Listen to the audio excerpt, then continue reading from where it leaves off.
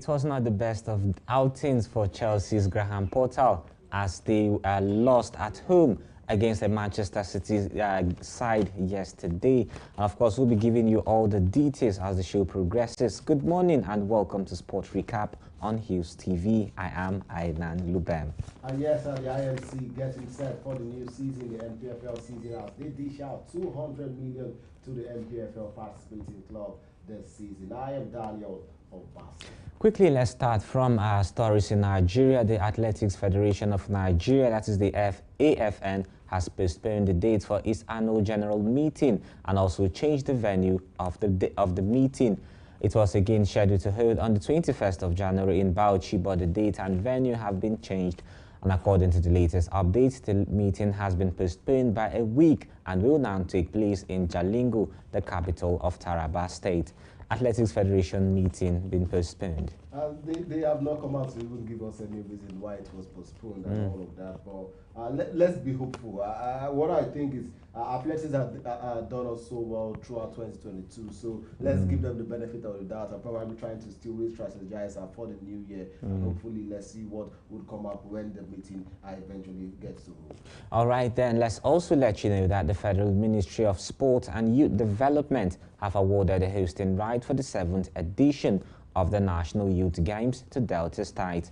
The choice of Delta as host was reached at a meeting of stakeholders for the Games, which held on the sidelines of the recently concluded 21st National Sports Festival, which was also hosted by Delta State. And this is according to Mohammed Manga, who is the Director of Press and Public Relations of the Sports Ministry.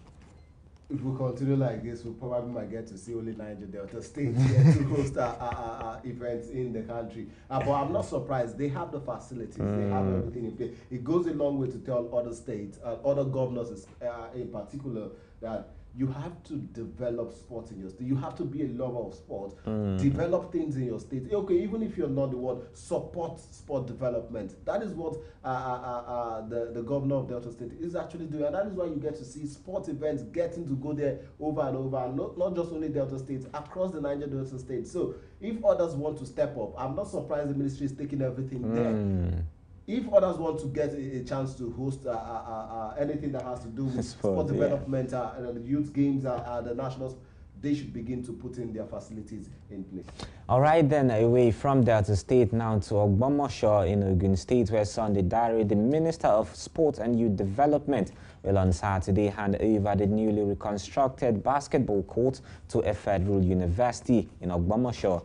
The reconstruction is financed by the ministry to further encourage and help students who are talented basketball players find a career as an alternative to using their certificates to search for jobs. And of course, the traditional ruler Agba Akin of Ogbomosho land said the move will accelerate the development of the sport in the country at large. Flowers, talking about the sports minister, he has done amazingly well, even though we'll get to see him leave when this administration leaves as well. But some people are not satisfied with his performance.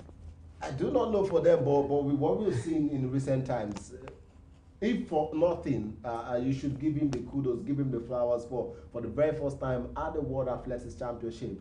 We got to see the national anthem of Nigeria being played. So that alone is something tremendous that would be in the history books for long years to come. So I think that's alone. But looking at other sport development, he has been able to, as much as possible, though he has his faults, yes, which we will not definitely rule out here. We're talking about what he has actually done in Ogbomosho and all of that. But for me, I think it's a good one for me. And also talking about the player representative who has also, it's a very good one for us. We are making progress, not just only in football, but we are making progress in every other sporting affairs, basketball, tennis, just name it. All right, then let's also let you know that the president of the Nigeria Football Federation, let's go to the round of that game, that is NFF President Ibrahim Musa Gusau, has announced that match commissioners and referees who do not meet the required standards will be immediately ejected and sanctioned appropriately. The 58-year-old made the announcement at the inauguration of the Referees and Match Commissioners Committee in Abuja on Thursday as the league kicks off this weekend. What do you make of this? Officials have to be sanctioned. No, of course, if you do not live up to expectation, I probably want to see a new rejigged MPFL. And hopefully, with all of the long waits, we can get to see. But the unfortunate thing is the fact that there's only one game that would go up on Sunday. Every other game has been postponed till next week Sunday, which will be at the 15th of January and all of that. But whichever way we want to see the first game in Akwa Ibom, Akwa United up in the first game. So that would be a very good one. But for the match commissioners, it's going to be a very good one. They know what is at stake. The referees headed by Faith Irabo, they know what is at stake. They have to put everything in check. And what we saw last season, especially with what we saw with our Academy last season. But will you say in the MPFL, are you